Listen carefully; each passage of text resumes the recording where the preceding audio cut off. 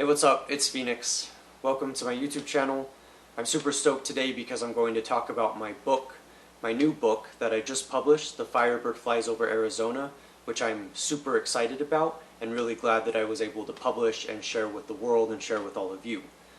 So as people may know, I'm a writer and I've been working really hard on a lot of books, but there is one, you could call it series or arc of books that I've been writing throughout the years that deal with the street kid, which is me, Phoenix,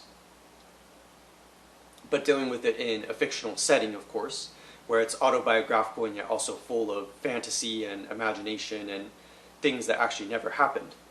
And so, with my new book, The Firebird Flies Over Arizona, which is this one, where my friend was able to do the artwork, the actual photo, which was super wonderful to be able to incorporate. But the basic idea is that I've been writing this series of books, and they deal with the street kid, they deal with Phoenix, and in this kind of imaginary setting, while also drawing from experiences in my own life. But it's really interesting because it's really fun for me to write because there's actually a lot of books connected in this series. And it goes all the way back to Contorted Royal.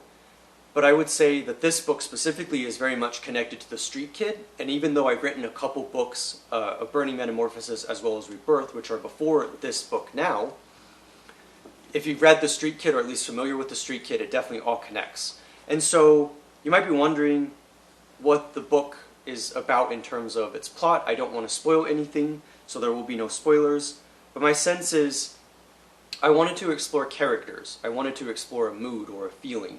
I wanted to explore an idea. So while continuity is extremely important to what I'm doing in these books, and I care a lot about how coherent and you could say linear it is, there's also a lot of elements that focus on explicit emotions. So there's a character in the book, for instance, called the Rain Boy, and what I'm writing about is this character. I'm drawing off my own experiences for sure, but I'm also trying to imagine these characters in real time, what it would be like to live in a surrealistic, kind of magical realism world where you have these really magical characters. So the Rain Boy literally being able to control the rain, literally being made out of rainwater.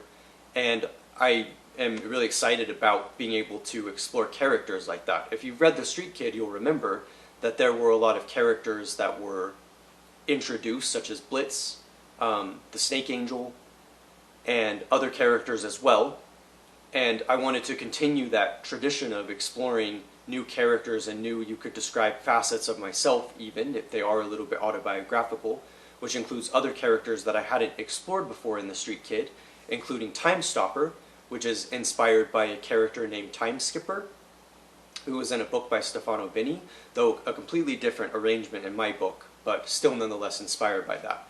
There's also a character called the Calculator who's dealing with his scientific world and trying to understand the world, and yet he's also so far removed from Phoenix and from human emotion and feelings because of his attempt to be so logical and rational that he actually misses out on knowing how to connect with Phoenix. And that's actually what the Calculator, that specific short story, is trying to express.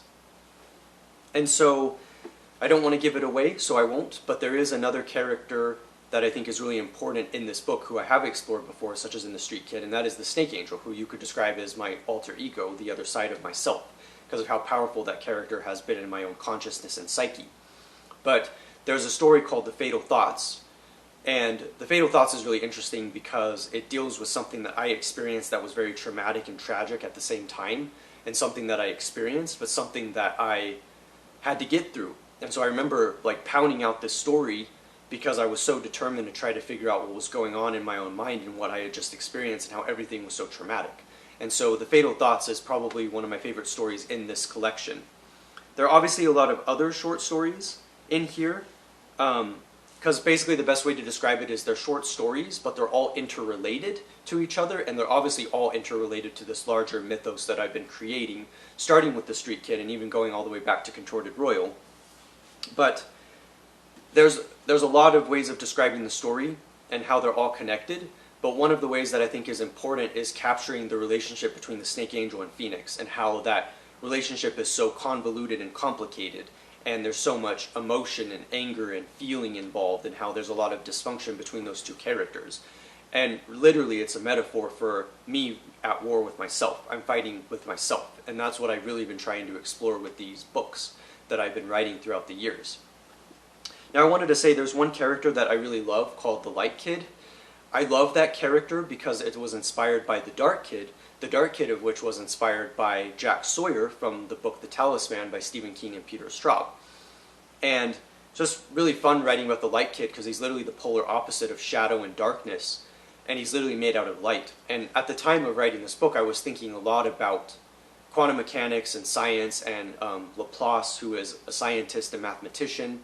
Been thinking about a lot of these different things in terms of this idea that we have in science and philosophy called determinism, where there's basically this idea that things are determined, and that if we could calculate every moment, every particle in space, we'd actually be able to predict what would happen next.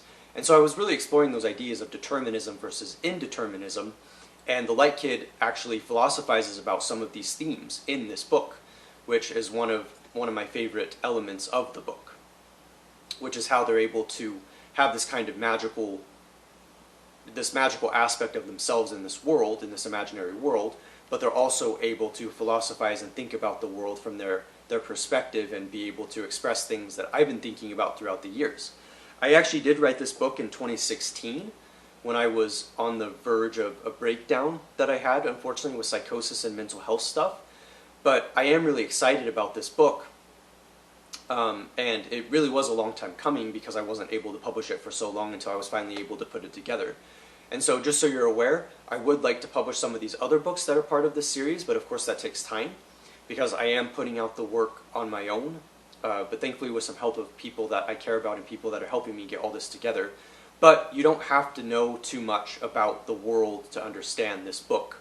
You know, it might help if you've read The Street Kid just because it gives you an idea of the characters, but my understanding from talking with people who have read this book is that they actually understand quite a bit of how it works because of the way that it all comes together. And how it's actually very readable. So yeah, I hope that you'll check it out. Check out my books as well that I've also published and written. I encourage you to check them out. And yeah, I'm Phoenix, thank you for watching, and I will see you next time.